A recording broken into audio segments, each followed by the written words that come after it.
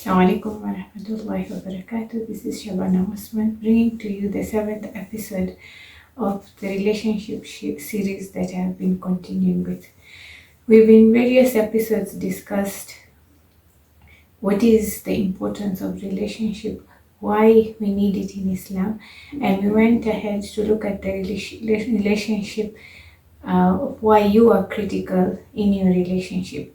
And now we look at the last time I presented in episode 6, I explained to you the essence of self-esteem.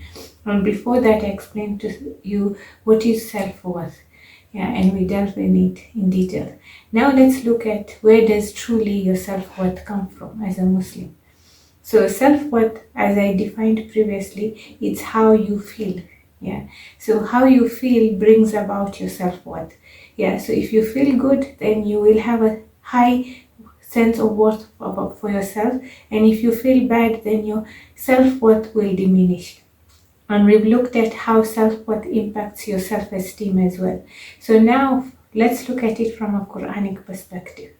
Your self-worth based on the Quran comes from where? It comes from Ala bi dhikrillahi tatma'innul qulub. That is Surah Ayah 28, which tells you that it's only in the remembrance of Allah that hearts find tranquility, that peace, that calm you're looking for, that good feeling you're looking for and striving for. It comes from where? The remembrance of Allah.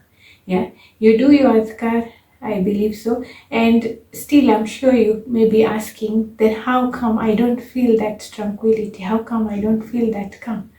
So let me take you back to how this works. And you do it 17 times at minimum in a day.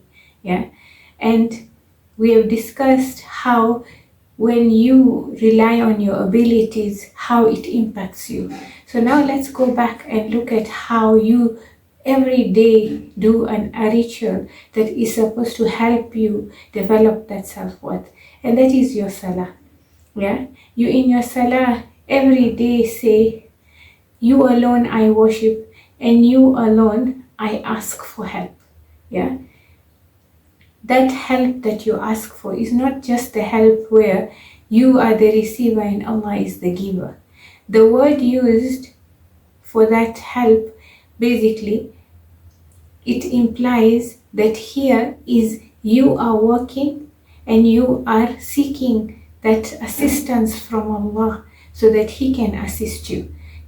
So that becomes a relationship where you are constantly in a state of dhikr, remembrance of Allah. And dhikr means what? Remembering Allah, recalling Allah, mentioning Allah. Now imagine you deal with all your activities and you're doing it single-handedly without that help. So that is why in your salah, whenever you pray, you commit to only worshipping Allah. And you commit to asking for help from Allah. And daily we need that help. Why do we need it? Because alone we can't do anything. We need Allah in everything that we do. And imagine if you were to do something and you knew the one to help you is the one who controls everything. He can give you anything and everything. How comfortable will you feel with that support that you get? That is how your tranquility develops, because you're constantly connecting in a state of ibadah and you are remembering Allah as you seek for His help in everything that you do. If it is your work, you ask Him to help you. If it is your parenting, you ask Allah to help you. If it is your relationship with your spouse, you ask Allah to help you in it. And that is what brings about that tranquility. But it is not an easy thing to do, because remembrance requires you to be able to think. It requires for you to be able to have that mastery of your mind, to be able to turn to Allah every time, and you have to have that resolve emotionally to know that this is how I remedy and do not have those hurt, those anxieties, those different pains that we go through. And now we learn to tap into our emotions in the right way, and we learn to tap into our mind the right way. So I ask you, Enroll for the program. Let us teach you how to master your mind, how to master your emotions using the Quran and the Sunnah, so that you can understand how truly the Quran works for you and is truly your guide on how to live your best life.